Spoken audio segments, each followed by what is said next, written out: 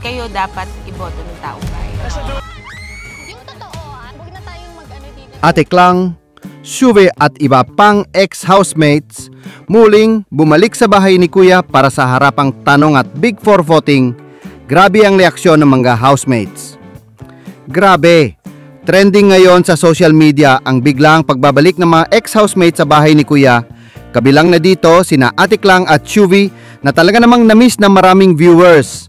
Pero ang kabilang pagbabalik ay hindi simpleng reunion lang dahil may dalang matitinding tanong ang bawat isa para sa mga natitirang housemates sa loob. Oo, tamang narinig mo, may harapang tanungan na naganap sa loob ng bahay.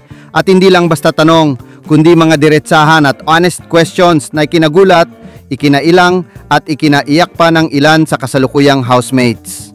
Makikita sa episode ang iba't ibang reaksyon.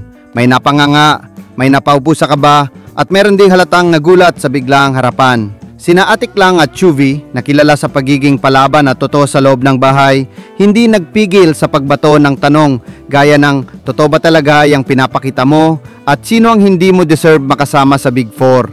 Kaya naman lalong naging mainit ang tensyon sa loob ng bahay at ang twist, hindi lang sila bumisita para mangintriga dahil pagkatapos ng tanungan, ang mga ex-housemates ay binigyan ng kapangyarihan ni Kuya para bumuto ng isang doe na sa tingin nila ay pinakakarapat dapat mapasama sa Big Four.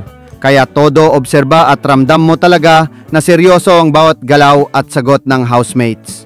Maraming fans ang natuwa sa twist na ito dahil sa wakas narinig na rin ang opinyon ng mahadati ng nakasama sa loob ng bahay. Habang ang iba naman ay kinabahan dahil baka maapektuhan nito ang game ng kanilang mga pambato.